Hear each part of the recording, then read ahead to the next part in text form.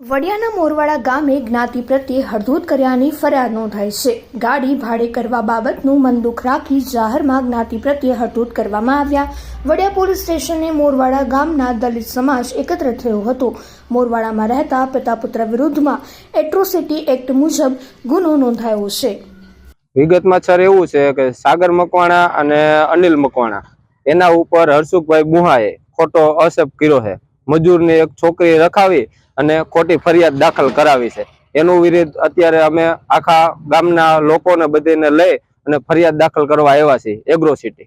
એવા કે અવારનવાર એ ખોટી ધમકીઓ દીધે રાખા આ છોકરાઓને તમારી માથે જોઈ લેવું અને જે કાંઈ થાય અમે કરી લેવું, આ કરી લેવું, તે કરી લેવું, ઓલું કરી લેવું, ફલાણું ઢીકડું વગેરે વગેરે એને કહે છે જ્યારે ત્યારે અવારનવાર। તે પછી આની પહેલા એકવાર કે દાખલા તરીકે આપણે 14 તારીખે ખીહર ત્યારે આને અનિલ નામનો ફોન આવેલો હરસુખ બુહાના છોકરાનો કે અનિલ આપણે હવે દીવ જવું છે।